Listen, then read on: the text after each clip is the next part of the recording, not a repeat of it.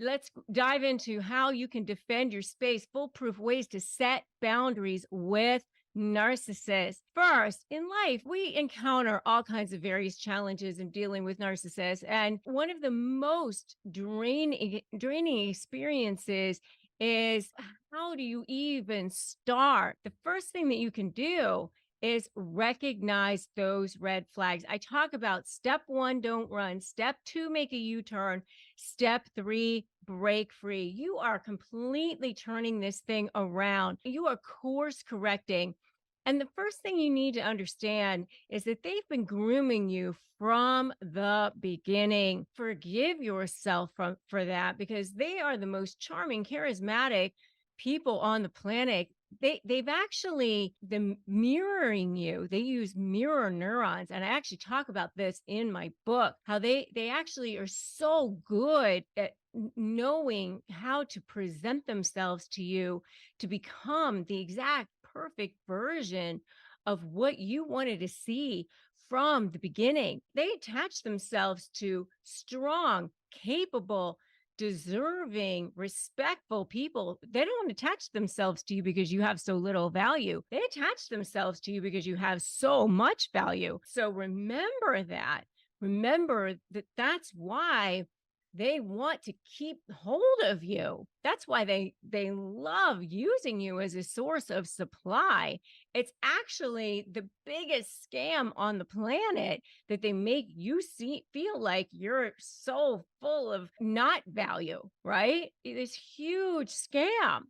So remember that you are actually strong, capable, and amazing. So filled with value. They don't want the clearance rack item. So recognize that red flag. That's number one. Your first step.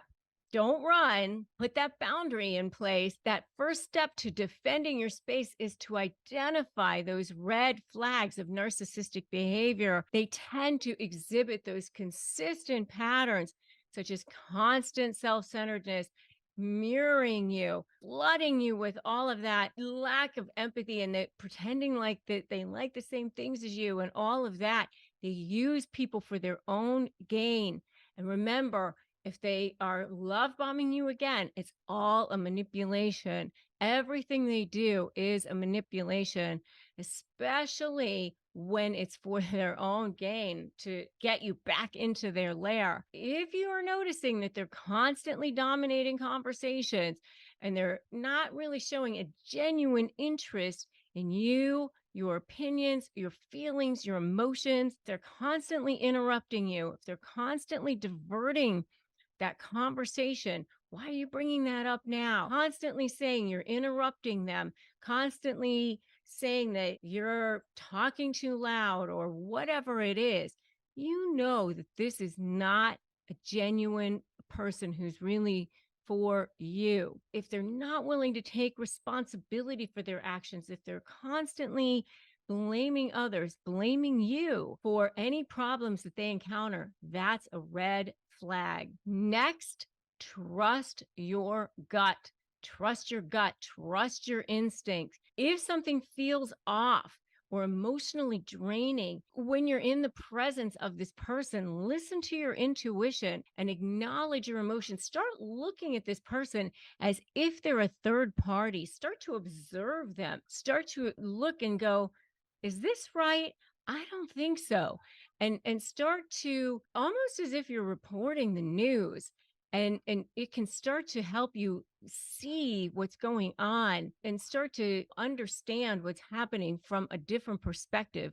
Wayne Dyer used to say, when you change the way you look at things, the things you look at change. And you can start to see your feelings are valid, and you can start to see that having ignored them for so long has just led to you just feeling exhausted. When you walk away from being in that person's space and you feel exhausted, that is a huge sign. I remember somebody saying to me, when you start like Googling narcissism, or you're starting to like research things, that's probably a sign too, right? If you're with this person, you're feeling uneasy, you're feeling like uncomfortable after interacting with them, the spidey sense around them is just telling you that something is off. it probably is.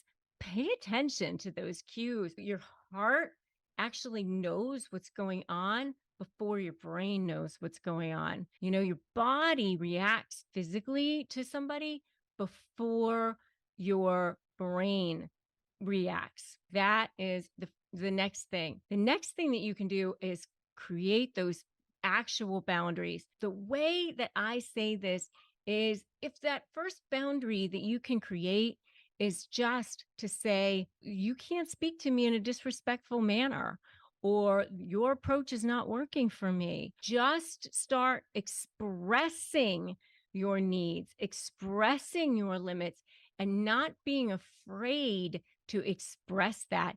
That's a huge step forward. And just acknowledge yourself in that. Say, I'm proud of myself in making that huge step and protecting yourself and protecting your well-being and showing yourself and that narcissist that you're no longer tolerating their manipulative behavior and allowing them to invade your personal space and invade your sense of self-respect. That is a huge step forward for yourself. To say, I'm not comfortable with that. I'm not comfortable with having you speak to me this way. I prefer not to continue this conversation until you are ready to speak to me in a way that's respectful or in a manner that's respectful, or I prefer not to have this discussion right now. Whatever it is that works for you. And that is fine. If a narcissist is demanding that you have a conversation at a certain time, you can say, no, this time doesn't work for me. And I always say, making a plan, Stan. I am not available until this particular time. And when we meet at that time, this is going to be the agenda. This is going to be the scope. And then not allow the conversation to go beyond that scope, not go beyond that agenda. That is you taking control. That is you saying, this is how it's going to go. And that is completely okay. I always say, here's what's negotiable: contracts, issues, terms. What's not negotiable is your self-worth, your self-respect, who you are. That's the next thing. And then the next thing is to stay firm, stay consistent. Once you create those boundaries, just sticking to them is so essential. Be calm, be assertive. You don't have to be emotional. Don't be emotional, because once they know that you've gotten under your skin, then they know they have you. If you can do this, I want you to put this in the comments. I can do this. Put that in the comments right now. I can do this. Avoid getting sucked in, drawn in, pulled in, because once they go fishing, they start baiting, and they will try to bait you. 100% they're going to try to bait you. They're going to say whatever they can to try to bait you. They know what your weak spots are. They're going to be pushing, pushing, pushing. And then the next piece is to make sure that you surround yourself with people who are supportive. Make sure you do that. I do have a support group. It's Narcissist Negotiators with Rebecca Zung in Facebook. Make sure you join that. I also have a sponsor on this channel, which is BetterHelp. Make sure you join that too if you need therapy. So it's betterhelp.com/Rebecca Zung. It's a sponsor in this channel. It doesn't cost you any extra if you use it. It's there if you need it. And we just want you to have access to something that you can trust. And also, make sure that you've gotten my book at slaythebully.com, because we have access right there to a free master class right now, and in a free workbook, and behind the scenes access to all kinds of really cool stuff, which is right now available for a limited time. So make sure you get that too. Support yourself, and surround yourself with supportive and understanding individuals who can uplift you, validate your feelings. Positive influences can help you maintain your strength, especially during these challenging times. And with narcissists, they're constantly trying to isolate you, constantly saying things like everybody else thinks, no one else thinks, trying to make you think like you're the only one out there. So seek out family and friends who you can share your experiences with and learn from others who face similar situations. These connections can provide you with insights and strategies for dealing with narcissists effectively. As I said, engage in the online communities like the ones that I have provided here. I have a podcast, I have this YouTube channel, I have an Instagram, I have all kinds of things available for you that are free. So remember that your voice matters. Your happiness is worth defending. Your light, your soul, it's worth defending. That's why these boundaries are so, so, so important. Protect yourself, pave the way for becoming healthy, becoming the best version of yourself. You were meant to shine. You were meant to born. You were meant to have your soul be fulfilling God's highest purpose for yourself. It's almost disrespectful to God not to do that. So let's continue supporting each other on this journey of personal growth. So how do you deal with this? How do you deal with this? So let's talk about a few things that you can do to put into place to start shifting that dynamic. Okay, because I want to talk about that because you've been conditioned by the narcissist. They condition you from the beginning of the relationship, just by them doing some things and then getting away with it a little bit by little, a little more, a little more, a little more, a little more. And so, you get more and more paralyzed, a little more and more frozen, a little more hopeless, helpless. And it's very, very difficult because they are emotional vampires. You feel the life draining out of you. It's extremely painful. It causes extreme trauma, which manifests in you physically as well. So, you have to understand that the cognitive dissonance that's going on in your brain because of the constant gaslighting and all of the things that they do is not something that you can just turn around immediately. It's something that you have to do with baby steps. So I always say step 1, don't run. Step 2, make a U-turn. And step 3, break free. You're turning this around to shift that dynamic, and you have to do it very slowly and surely. So the first thing that you're going to do is create some boundaries. When you're step 1, don't run. You have to create those boundaries, putting some boundaries in place so that you can start avoiding that toxicity, so that you can start to heal, so that you can start to not allow that toxicity, that narcissistic rage to be there. And that they're going to be triggered, and that they're going to try to trigger you as well. So you want to decide up front what you're going to tolerate, what you're going to allow, and then just start baby stepping it on what you're going to say. You know what? This is not okay. You can't speak to me this way. We will have a conversation later when you're ready to talk to me in a proper tone or something to that effect, and be super crystal clear about that. And when they have those tantrums, which they will, they're going to try to guilt you. They're going to try to blame you. They're going to try to shame you. They're going to try to goad you.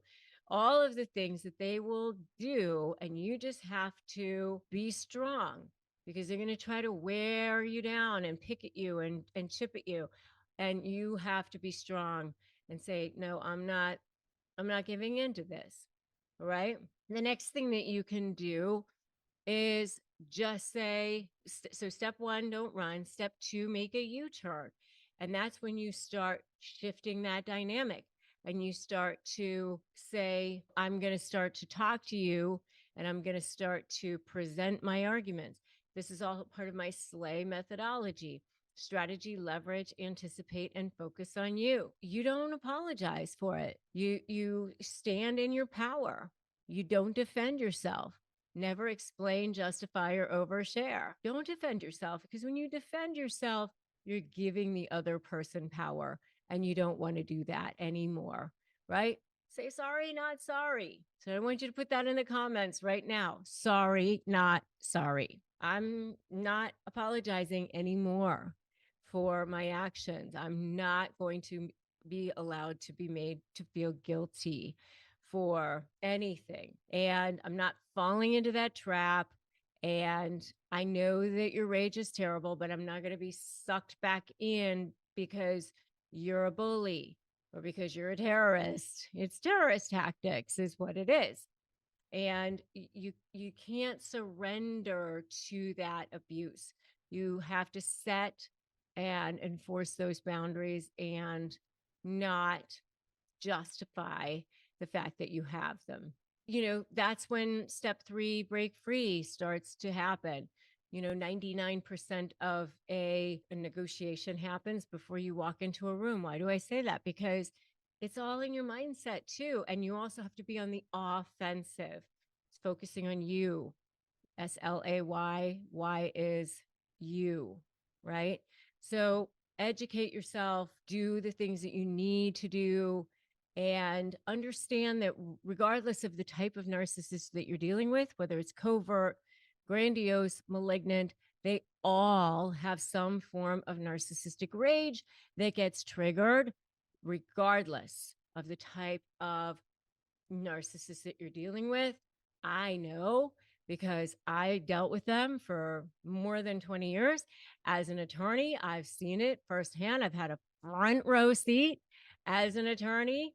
I have facilitated many, many, many mediations, many negotiations as an attorney. I have coached people on the highest level, and I know what that looks like. I know what their tempers look like. I know what their rage looks like. And I know that they enjoy it. They get a sadistic pleasure out of punishing others. They use that punishment to control people. And they use that rage. It's a way to get people to do what they want. Just sort of like a 2-year-old having a tantrum on the floor. They use that anger, they use that rage to get their parents to do what they want. And that's what narcissists are doing too. So, what is the best advice that you would give to someone who is dealing with a narcissist who is, in a situation where they're just like thinking, I don't know how I'm ever going to get out of this thing? What would you say to them? Um,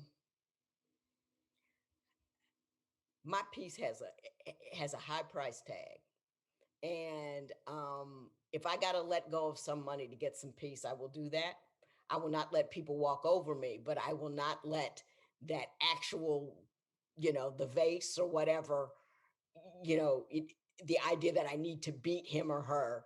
Uh, I need to beat the day, and I beat the day if I find some peace in it, and that they're make them ancillary. It's hard to do, but your life is about your day. He or she is just a part of your day, and make them ancillary. It is a job. It is hard, but it is doable. I like that.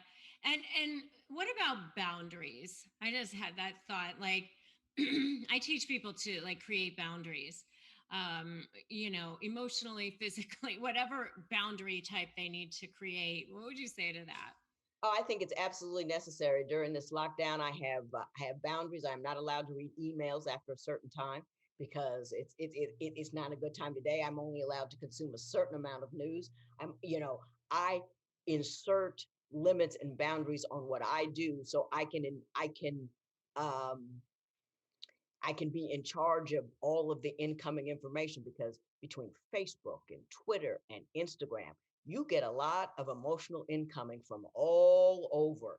And people are emoting, and they're emoting to the world. And if you're consuming all of that, you're consuming other people's raw emotions, and you don't need to do. So you should limit yourself with respect to the exposure that you have to incoming uh, agitation and irritation. Yeah, I think that's great. And I also teach people like, as far as like boundaries, sort of like tactical responses, such as if they get a long email that says, you're a deadbeat, you suck in every way, whatever. But there's like one piece in there that says, what time do you want to pick up Johnny on Wednesday? You could just like write back and say, I'm in receipt of your email. I disagree with your allegations, and you can pick up Johnny at 3 o'clock on Wednesday. Like, Yeah, don't no, engage. and I think that's a very, very good idea, because if you don't buy into, they sent it for a reason. They didn't send it to convince you of that. They sent it to upset you. So if they wrote a 20-minute email, took 20 minutes to write a damning email, and then you come back with, yeah, you can pick them up at 9. That's a victory. You need to put that in the win column. That is a victory. It is so true. I love that you put it like that. So let's talk about how to say no. Just say no to that narcissist. Okay, so no is the single word that narcissists never want to hear. They want to believe that they have full power over you, full Svengali, magical abilities to get you to do whatever they want you to do. You know, they play these Jedi mind tricks, but they're not Jedi. They're more like Darth Vader, to try to make you think that you have to do whatever it is that they want you to do.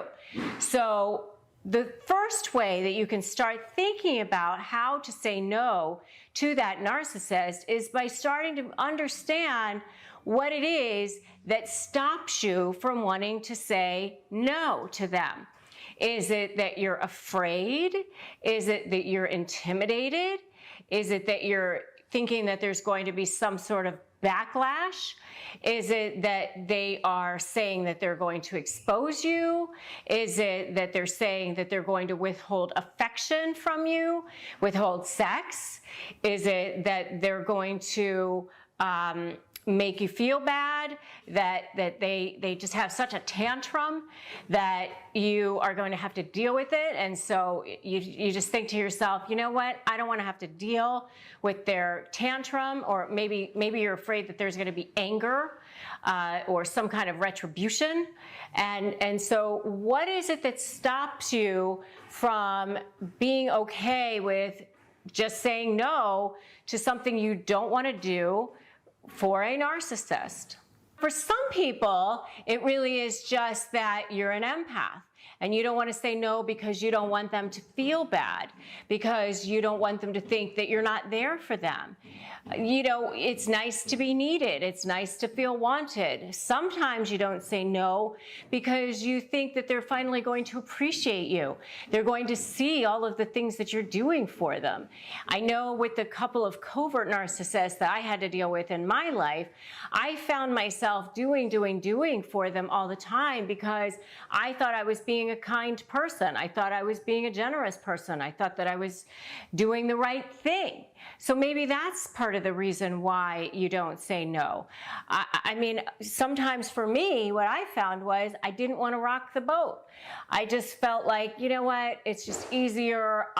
It's easier to do what I don't necessarily want to do, or more than what I think that I should be doing, than have to deal with whatever it is that I'm going to have to deal with on the other side with them. And you know, what happens is when you do that is that they expect more and more and more and more, and you never end up getting that validation that you think that you're going to get. And I've spoken to thousands of people all over the world. You know, you guys here, my community, this channel, I have viewers from literally every continent in almost every country in the entire world. And so I've spoken to enough of you to know that this is a universal thing. They often target empaths, and, you know, and empaths are people who feel very deeply for people, who have a lot of compassion, who have a lot of empathy for people. And they like empaths because they can get you to do things for them. They know that you're going to have a hard time saying no. The other issue is that maybe you just want to be nice. I think that maybe this could be more of a a female issue. I'm not really sure, but I know that a lot of men struggle too with being people pleasers. And, maybe you're just a people pleaser in general. You don't want people to not like you.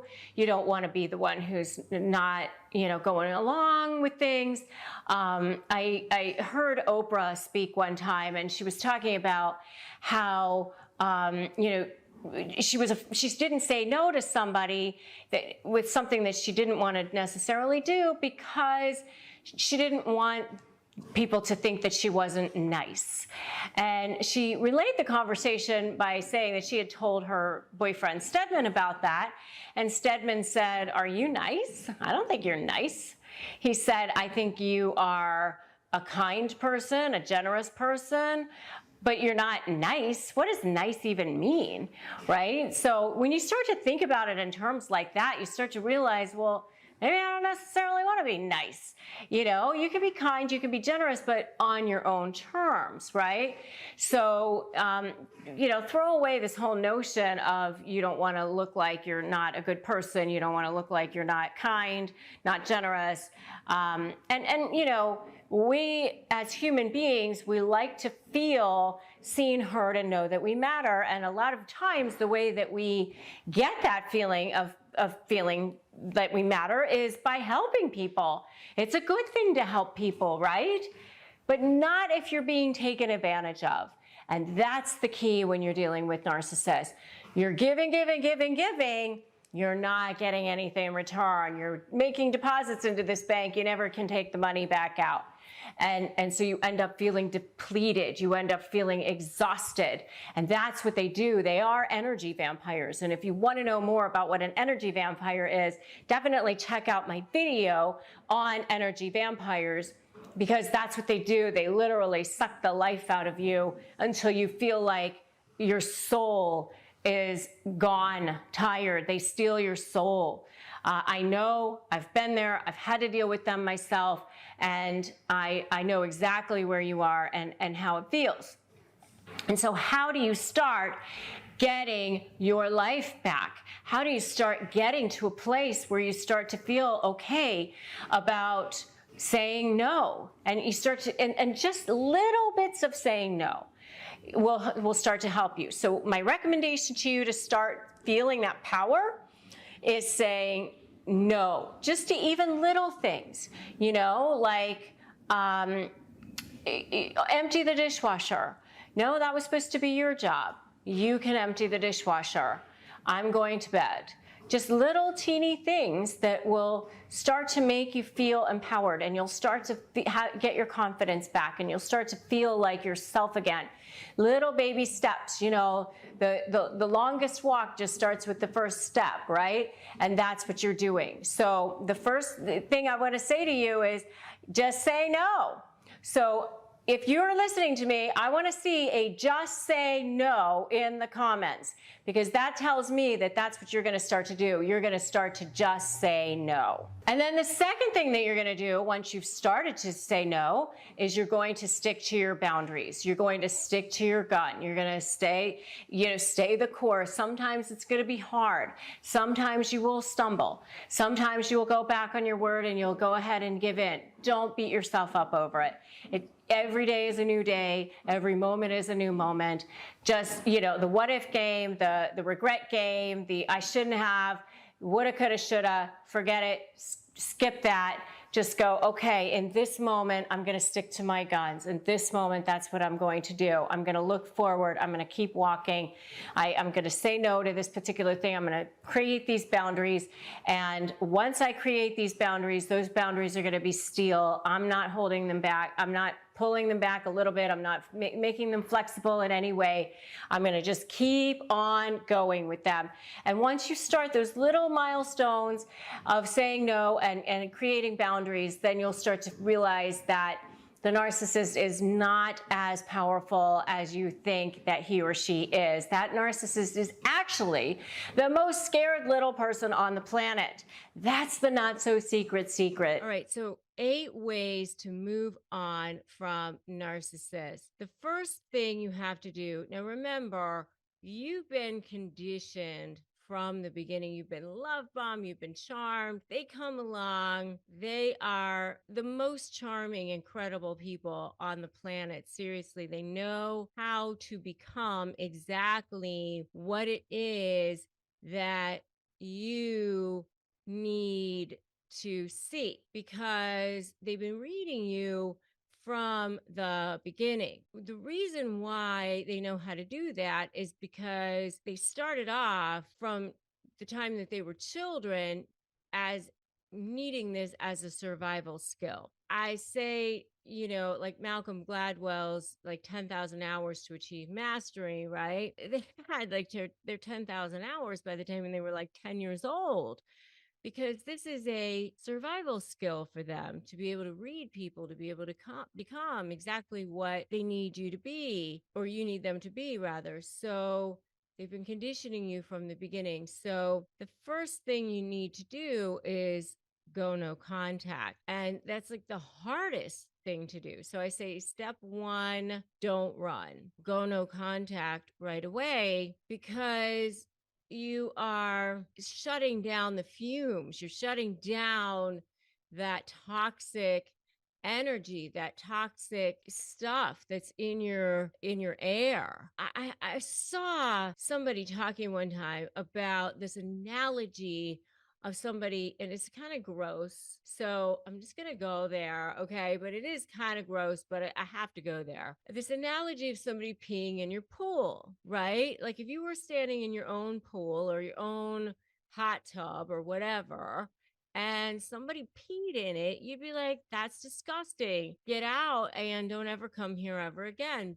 But that's kind of what they're doing. It's like that toxic stuff, like there, and you got to get it away from you. So you've got to go no contact so that you can start to clean up that energy, so you can start to feel better. Part of the way that you do that is, I'm going to say, go to number 2, which is to start to set boundaries for yourself. All right. So how do you set boundaries? Well, one of the ways that you can set boundaries for yourself is to have one form of communication, because one of the things that is going to happen when you decide to move on is that they're going to just go insane, because they realize that they're losing a form of narcissistic supply. They're losing their grip on you. The difference between you as a person and you as a possession, because they don't care about you as a person. They're going to love bomb you, and they're going to make it seem like they care about you as a person, but they don't care about you as a person. They're going to go after you as a possession. Oh, there goes my form of supply. There goes what I need. They need you to be filling that hole for them.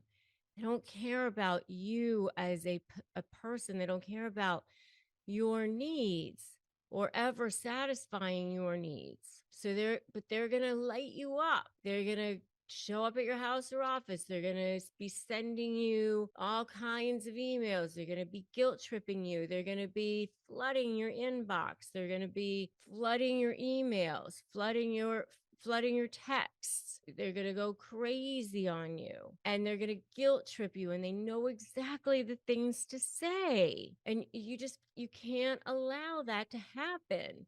So you've got to like winnow it down to one form of communication, and you've got to allow yourself to have that space to heal. And the communication, if you're having any communication at all, I say no communication at all. But if you have to communicate with this person, then it's got to be only one form of communication. And it's only about the kids, or it's only about work, or it's only about this particular topic. So how do you set those boundaries? You pretend like you're reporting the news. Basically, you don't explain, you don't justify, you don't defend yourself. You don't need to go point by point by point and explain every single thing. If they send you this whole long email on every single thing, accusing you of everything under the sun. You can just say, I deny that. I deny everything you said there. That's all you need to say. And then you can just go through and pick out the one thing that you need to respond to, and that's it. And I recommend that if you have to correspond, you use email, or if you have children, you can use one of those apps that you want something that has a time and date stamp. You want something that can't be manipulated. Texts can be easily manipulated and they don't have a time and date stamp. Okay. So those are the first two ways that you can start to move on. The next way that you can start to move on is start to get educated. Start to get educated. Start to get information. Start to get all the knowledge that you can, because the more knowledge that you start to gain, the more that you start to realize, hey, this wasn't me. This was them. And you start to realize this was a person that was broken. And you'll start to realize, I don't need to take this personally, because I know that I have value. And the faster you start to recognize that, the faster you will start to heal. So start to gain knowledge, start to get educated, start to understand narcissism, start to understand whatever it is that you need to understand, whatever it is the process is that you need to understand, right? So if you are getting ready to go into a negotiation, start understanding that process. If, whatever it is that you need to start educating yourself on, that's the next step of what you need to do. Okay. The next thing that you need to do is start documenting absolutely everything. Document, absolutely everything. Document everything that you need to document, because you definitely are going to be needing to protect yourself. Remember that, they're going to try to trigger you. They're going to try to do things to try to get under your skin. Anticipate that. Start creating a strategy. Start creating your leverage. That's my SLAY methodology, right? So strategy, leverage, anticipate, focus on you. It works. It absolutely works. And remember, your leverage is going to be thinking about your diamond level supply and your coal level supply. What's going to be more important for a narcissist to protect and defend than the supply that they get from jerking you around, right? And that's how you develop it. And that's what I teach you in my SLAY program. And by the way, if you don't have access to a support system, we do offer that in my free Facebook group, so make sure you join that. You definitely want to have access to support. And we do have a sponsor on this channel, which is BetterHelp. And you can go to betterhelp.com/Rebecca Zung to get that help if you need it, because we just want you to have access to the help and support and guidance that you need, something that you can trust. We get commissions on that. It doesn't cost you any extra. So that's the next thing. The next thing that you're going to want to do is start to visualize the things that you actually want. Where is it that you want to go? What is it that you actually want to do? What is it that you want from your life? Because, a lot of times people don't think about that. When you're dealing with a narcissist, you spent so much time defending yourself, you forget to actually think about what it is that you want. And you've been erased for so long too, that you kind of almost forgot about the fact that you get to have needs, you get to have wants, you get to have thoughts for yourself, because they didn't allow that for you for so long either, too. So this is your moment. This is your moment to get to go, wow, I get to have a life. I get to think about the great things in my life. And, somebody recently said to me that he was going to think about the majors in his life instead of the minors in his life. And I thought that was such a beautiful thought. The majors in his life are the big F's, he said, instead of the small things. So, family and finances and, like the major amazing things in his life, right? So think about the big things in your life that matter to you the most. That matter to you the most, and for him, he included philanthropy in that. It's like an F sound, and he considered, all of the major things in his life that matter to him the most. So think about the things in your life that matter to you the most. Write those down and start visualizing those things. What matters to you the most, and start writing them out and start creating a plan for that. And then the next thing is I want you to think about taking time to allow yourself to be okay with being sad, be okay with being angry, be okay with sitting with your feelings. So I'm going to just say, allow yourself to go, I'm going to just be okay with whatever it is that I feel. Because you know what? The only way out is through. And you can't rush that. You can't rush that. I just had a whole conversation with somebody who had dealt with a lot of trauma in many different ways, because of a husband, because of several different things. And she was, kind of upset with herself because she felt like she should be further along. And I reminded her it had only been like 6 months since certain things had happened, with her husband and with other things. And she was like, you know what? You're right. Has only been 6 months, so allow yourself time to process and don't be too hard on yourself. If you're still feeling sad, you're still feeling angry, you're still feeling resentful, you're still feeling like you missed the person, that's okay too. Because, especially if you had a life with a person for a long time, that's all right. You can sit there and journal out what it is that you're feeling and say, I'm still feeling this or that or whatever.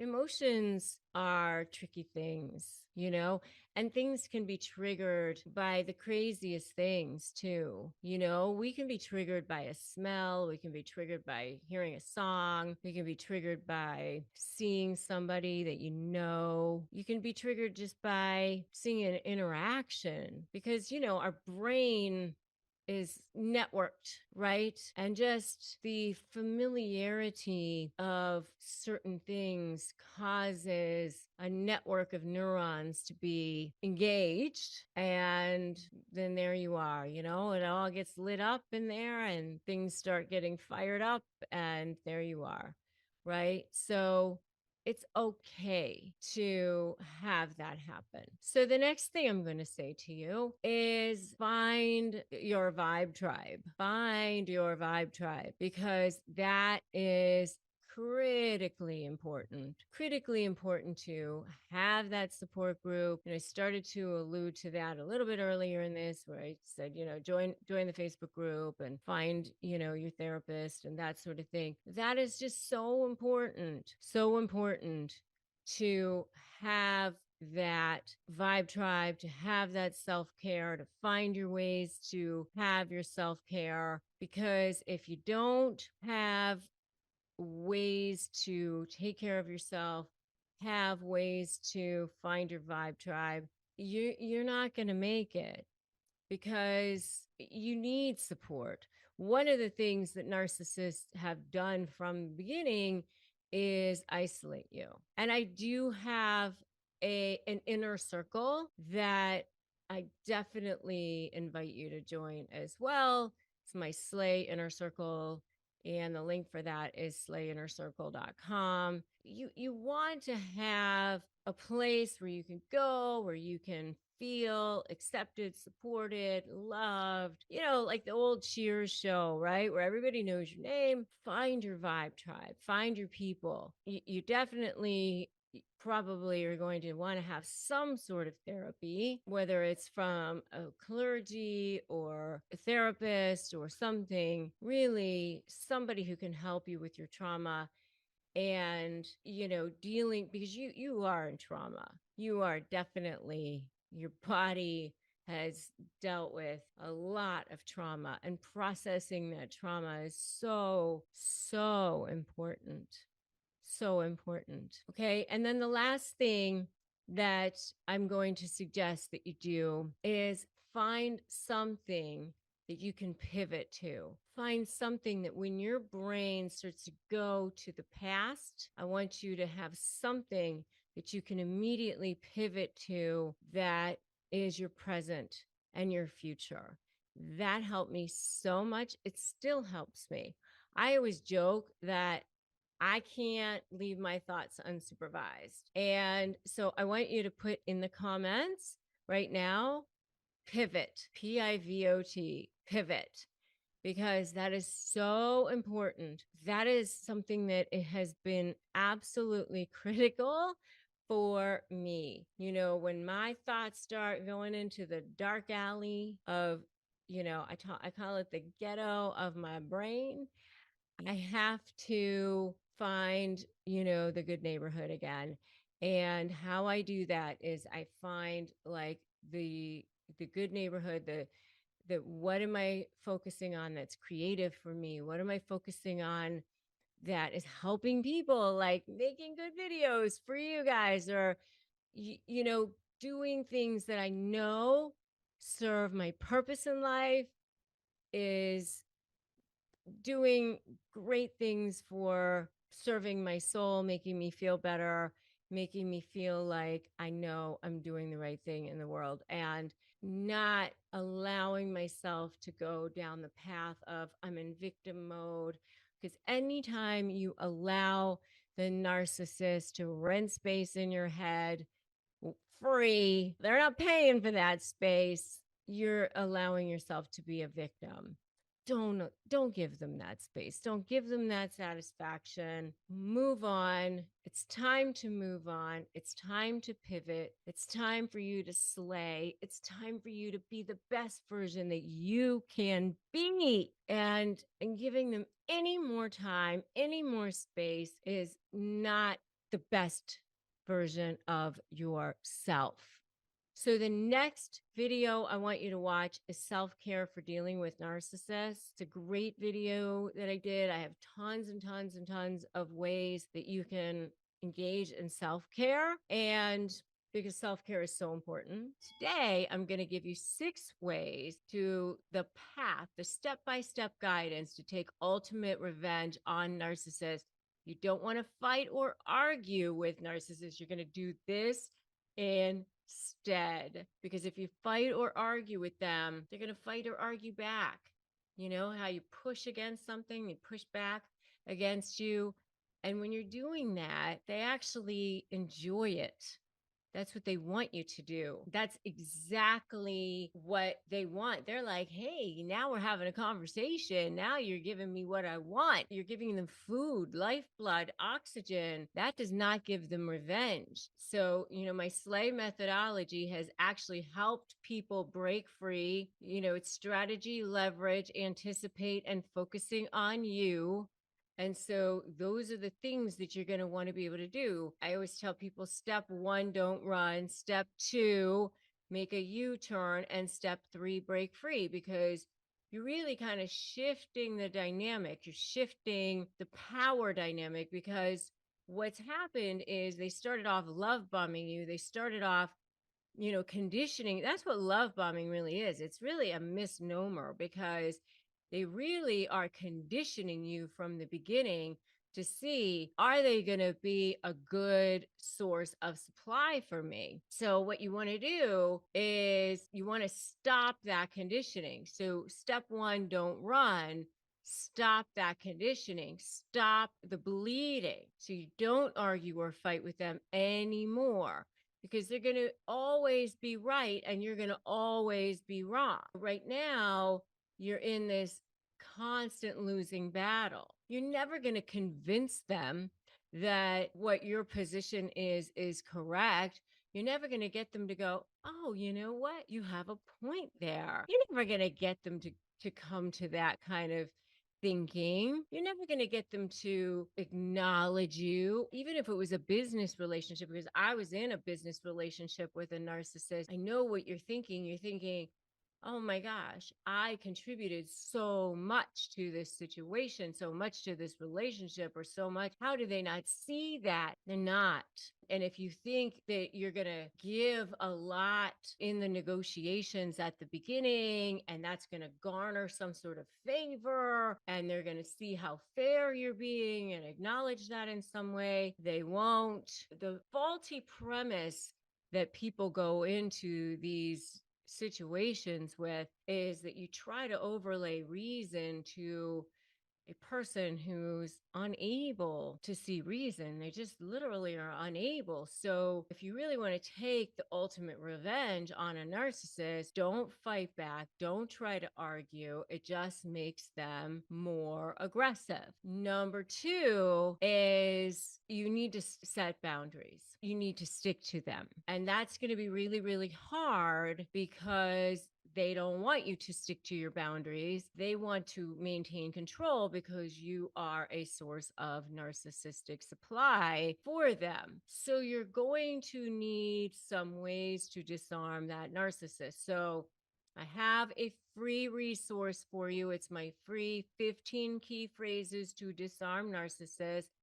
I would go grab that now. You can get that at disarmthenarc.com. Just go to disarmthenarc.com. It's a free resource for you. You can use that to write emails, write text messages when you're speaking to them, if you're responding, because they're going to light you up like a Christmas tree with all of their flooding, trying to get that supply source back under control. But that's okay because it's like a 2-year-old having a tantrum on the floor. You just have to realize that that's what's going on and you're just going to observe it. So that goes into my number three. So number three is don't give them the attention that they crave. Don't give them that satisfaction of knowing that they've upset you. Ignore them as much as possible. Kind of got to be like, la, la, la, la, la, la, la, la. Just look at the floor. Look, have other things that you're going to be prepared to do, to look at, write the book that you've always wanted to write, start your new projects, move on, have other things that you can start to pivot to because you're just going to want to know that you've got other things that you're going to start to think about because you do not want to fall into the trap of giving them the satisfaction of knowing that they've upset you. You want to ignore them as much as possible. Once you've set those boundaries, you need to stick to them no matter how hard it is. And there's a number of reasons for that. I mean, obviously, if you go give them that attention again, you're back into the cycle, you're back into it.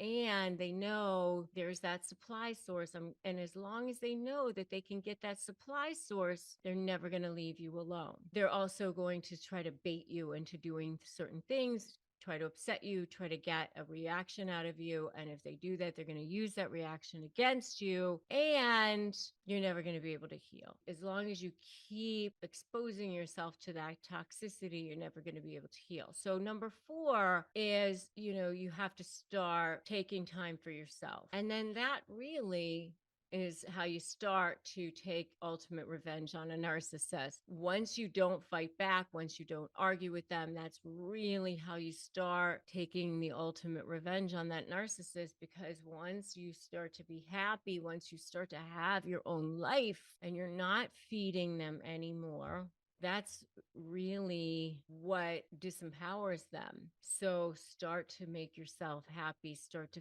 find your own interests, start to have your own source. You'll start to breathe, you'll start to realize You don't need this person anymore. So that's number 4. Number 5 is start documenting everything that narcissist does and says. Have a notes file in your phone, have some way that you can document in real time. And if you can start organizing it, even better. So, I like to organize it by the statute. If you think that there's going to be some sort of a legal case, figure out what statutes are going to be applying to your particular case and organize it by the elements of that statute.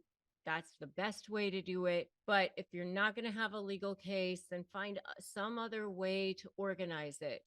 Summary of lies and inconsistent statements, summary of times that they didn't show up on time, summary of times they didn't pay the bill on time. Whatever it is, try to find some pattern of something where you're documenting everything the narcissist does and says, but whether it's the phone calls, whether it's the emails, whether it's the text messages, the faster you can figure out a way to have things organized, the better it's going to be for you. If you can figure out some way that you can find something by words, by keywords, even better.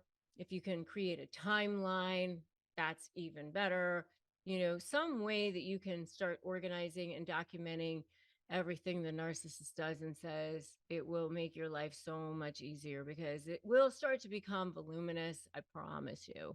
And they will give you lots and lots of material, but this will become your leverage. So when you're doing your SLAY methodology, strategy, leverage, anticipate, and focusing on you, this will start to become your magic bullet leverage, which you will incorporate into your strategy, and it will definitely work for you, I promise. Number 6 is you are going to get support, and you're going to get support from a number of different ways. I want you to get support from people who have been through this before. I want you to get support from a network of friends. I want you to get support from a network of maybe family members. Seek professional help if possible. So if you don't have access to therapy, we do have a sponsor on this channel, which is BetterHelp. So you can go to betterhelp.com/Rebecca Zung. We do receive commissions on that. It doesn't cost you any extra. We just want you to have access to services that you can trust. We also have a Facebook group. I have a Facebook group that you can have access to, which is totally free, which is Narcissist Negotiators with Rebecca Zung. And I also have an inner circle, which you are welcome to join, which is my slayinnercircle.com. And I want you to have access to the help and support that you need. It is so important for you to have a network of friends and family and professional resources that you can count on, that that you can trust, because you are going to need that, especially when you are dealing with narcissists. But that is how you take the ultimate revenge on narcissists. You do not fight or argue with them. Instead, you get revenge by doing these 6 things. So let's talk about narcissists and their 7 deadly sins.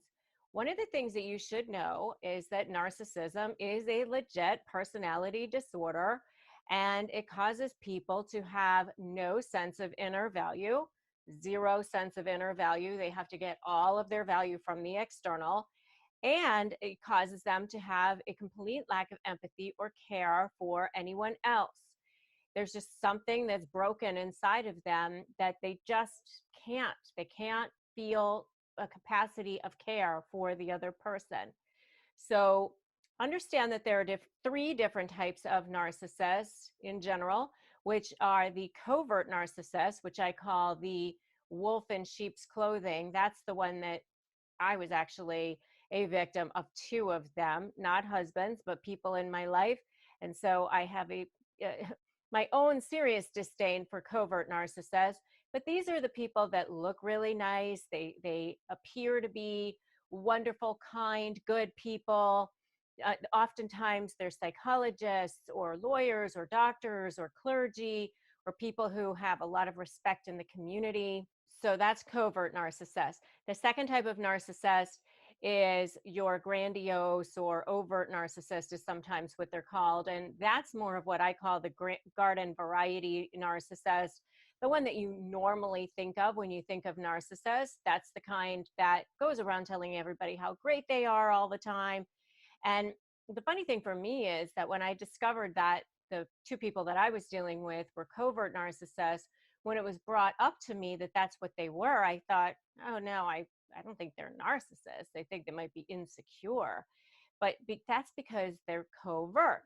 The overt or grandiose narcissist goes around telling everybody how great they are. They're very boastful, braggadocious. They really stand out as narcissists, and people will often say, oh, they're narcissists, which to me, those people are actually less insidious than the coverts because you can see them coming a mile away.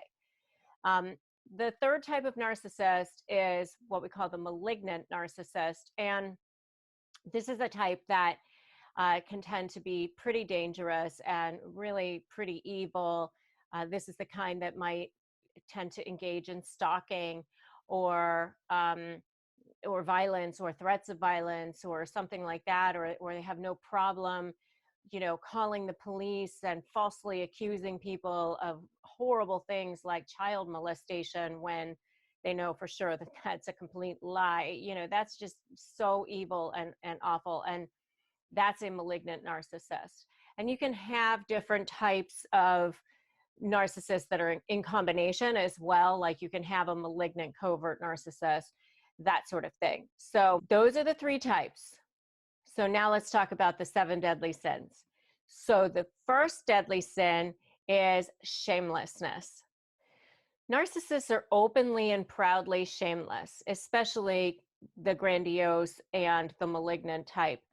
They're not bound by the emotional needs of others, so they're just shameless in the kinds of things that they go after.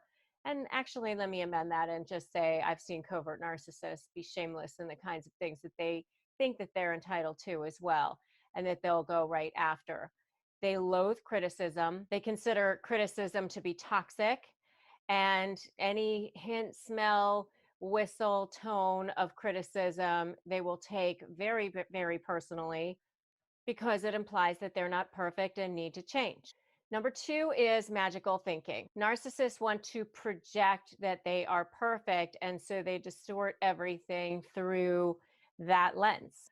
And so part of this magical thinking piece is they project their faults and flaws through others. This is part of the whole gaslighting thing. So if you say, hey, you dropped the ball on that deadline to a coworker or an employee, then they're always going to have some excuse as to why it was somebody else's fault. Number 3 is arrogance. They are extremely arrogant, and oftentimes they have to feel like they need to inflate their ego by deflating others. So this is where you will see them deflating, devaluing, degrading, cutting down others, because they need to feel like they are superior to everyone else. Number 4 is envy. Oh my goodness.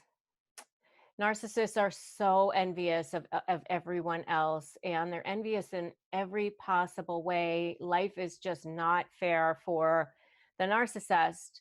So if someone else has more money than they do, has a better position than they do, got something that they didn't, got attention that they didn't receive, even if it has nothing to do with them, absolutely nothing to do with them at all, and most of the time it doesn't, they are extremely jealous of other people.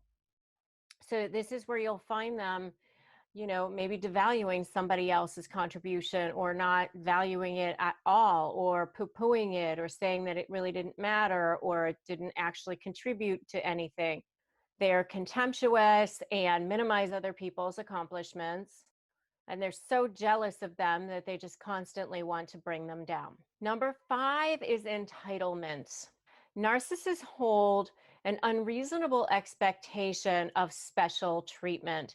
They think that they should get the best parking spaces or the best places in the restaurant, or they shouldn't have to wait for anything. They think, that everyone should see them as entitled and special, and if you don't fall in line with that, then you're going to be subject to their ire.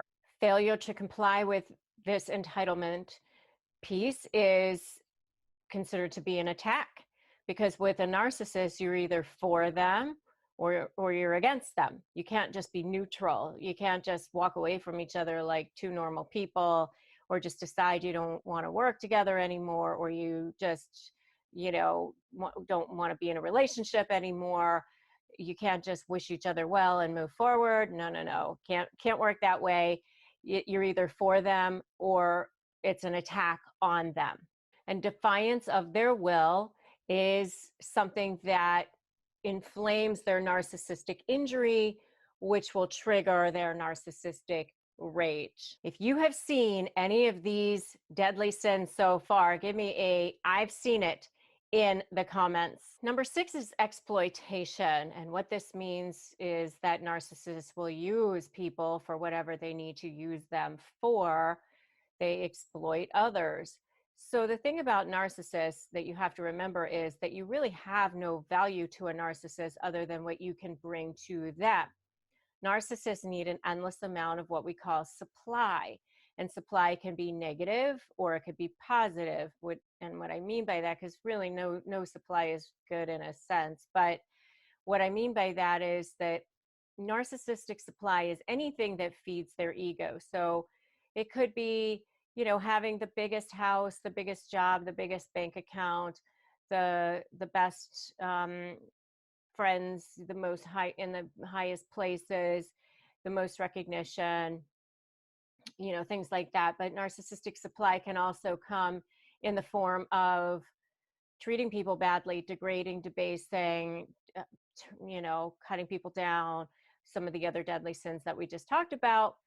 So once you decide you don't want to be in a relationship with a narcissist anymore, then you no longer have any value to them. And as I said before, you're either for them or you're against them, because they're exploiting you, they're using you.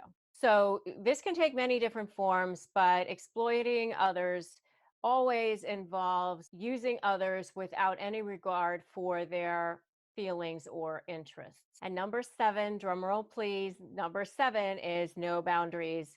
Narcissists have no boundaries.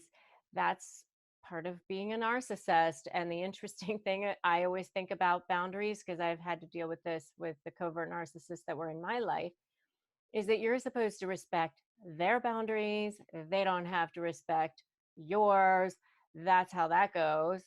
And so, they'll show up at your work, they'll show up at your office, they'll break into your computer, they'll read your email, they'll read your mail, whatever they feel entitled to do. That's part of the entitlement as well. And this is where, if you're talking about a malignant narcissist, you might see stalking. So tell us about this 6-week process. I mean, because I think a lot of people feel more than muted. I think a lot of people feel broken. So how do they pick up these pieces? Yeah. So, and I think that if you are new on your journey, or if there's, something that's been whispering in you and you want to give it a try, I think that the book serves as a really great primer. And I think that if people have been on this journey for some time, I think, and those who I know who have read it have verified that they feel validated by what they read. Like, oh yeah, thank you for reminding me of that. So the book, again, is very intentionally structured the way it is, and there's a few things on the background. One is that, as I mentioned, it's in 2 parts. So 3 weeks and 3 weeks.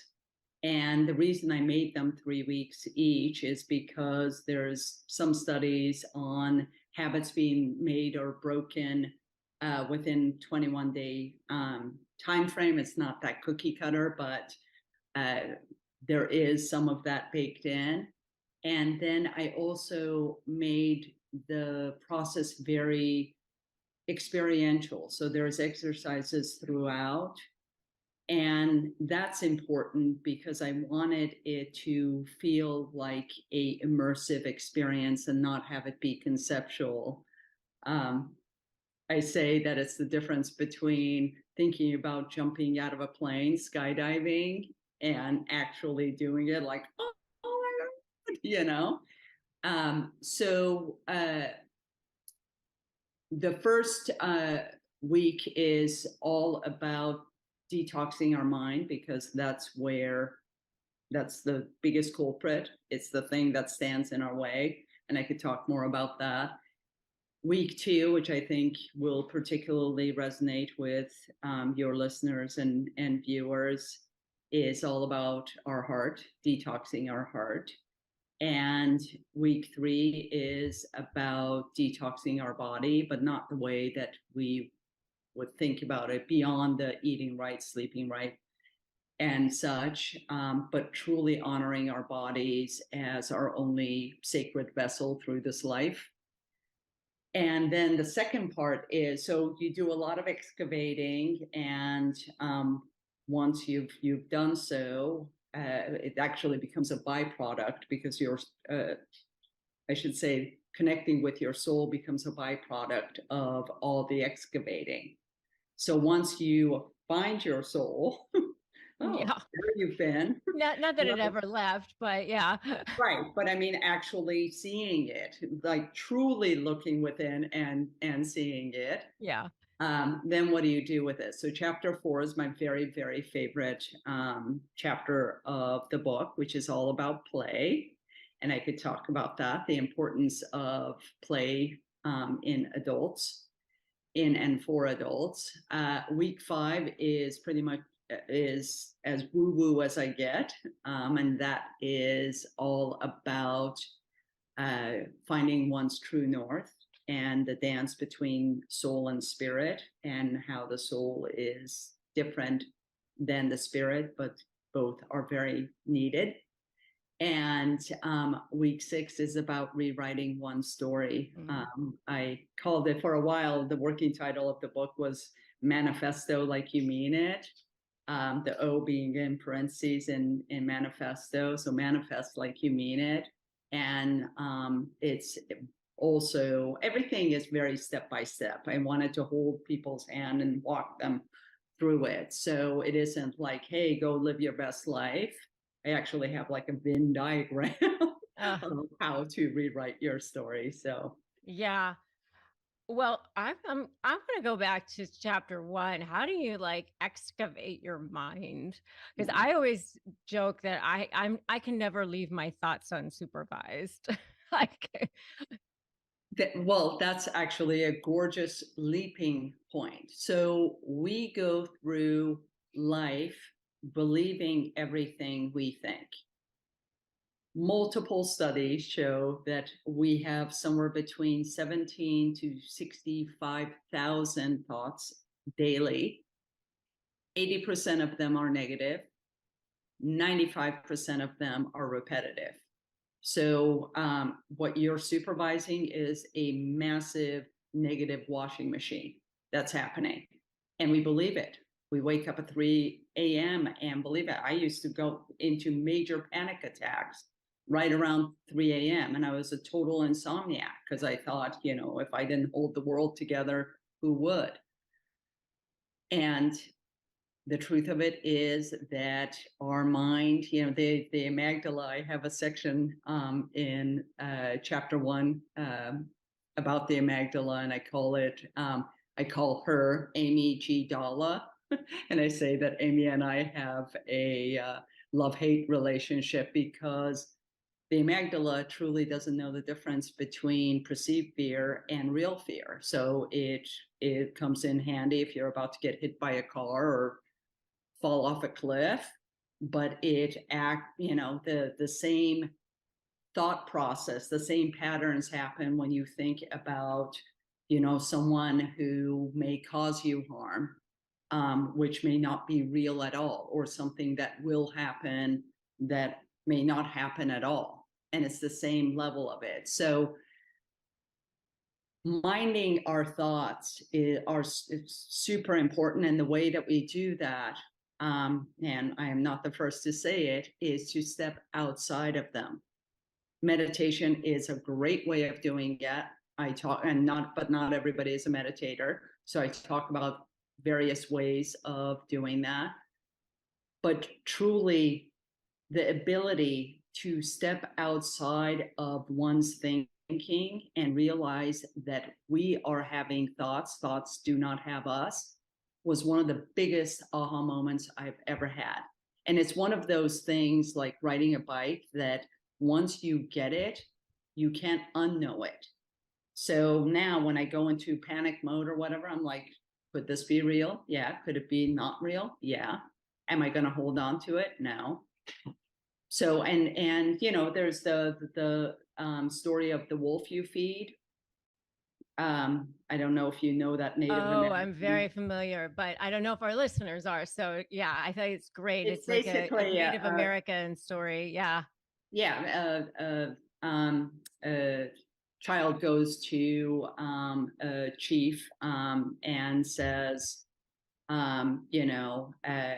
I have these, I have good thoughts, bad thoughts, and I'm not sure what to do with it. And he compares it, basically, I'm totally paraphrasing, but he compares it to a mad, dangerous wolf or a peaceful wolf, and basically says it really depends on which one you feed. That's the one that becomes stronger. So, and again, I'm totally paraphrasing, but so we can't control what comes into our minds, but we can certainly control what we concentrate on.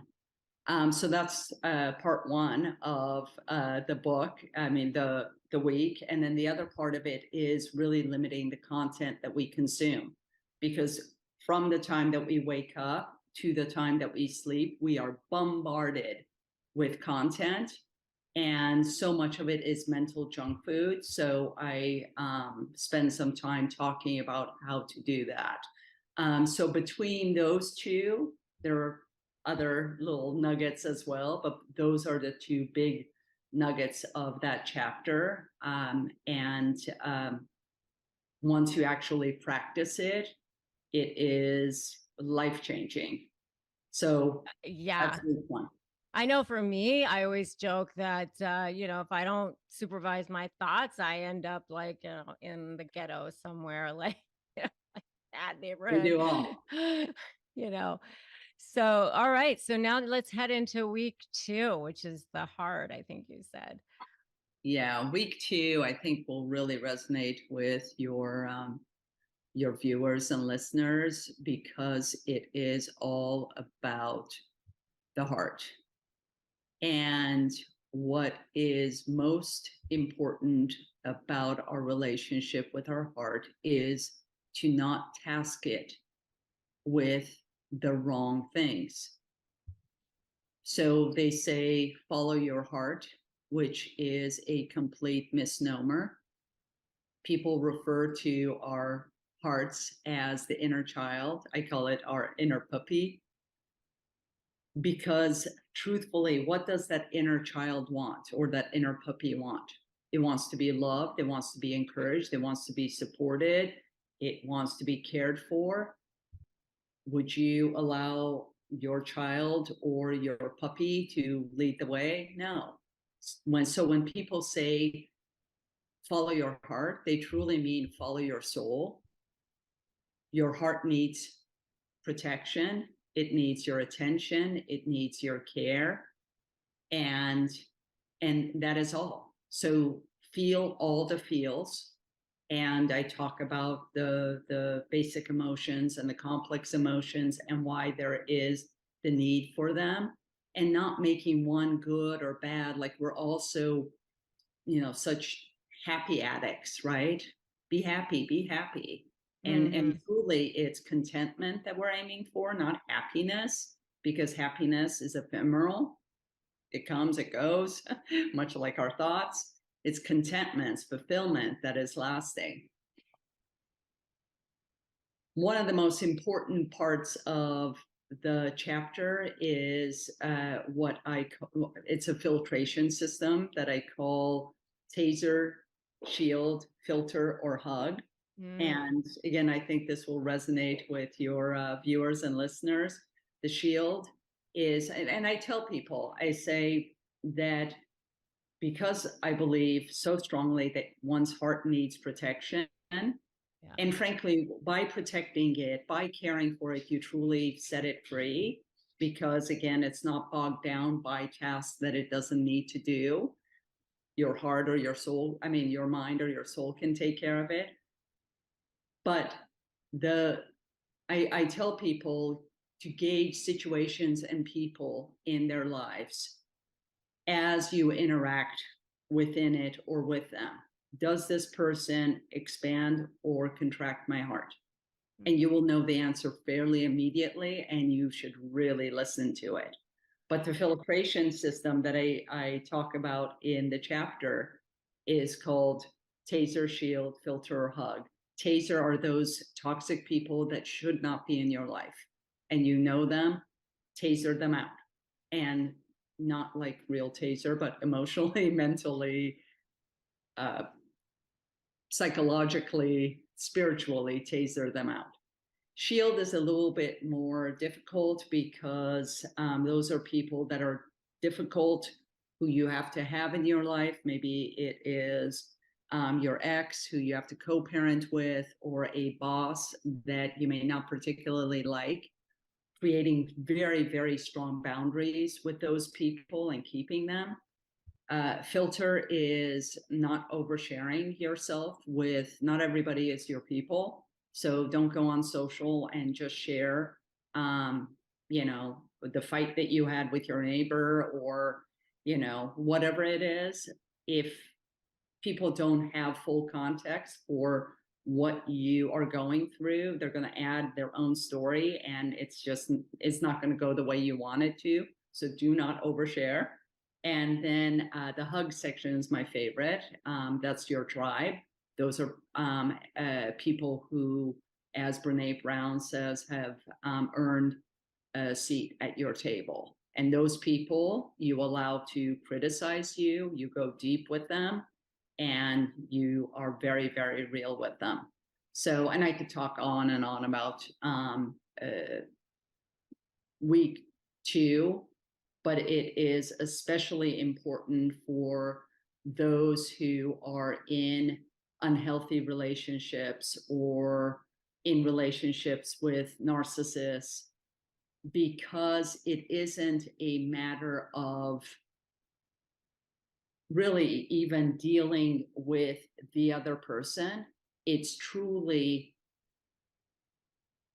protecting your heart in a way that protection is so evident that they can't penetrate it. So it isn't this battle. It's purely creating this like super defiant, I don't even want to call it like an aura that they can't penetrate.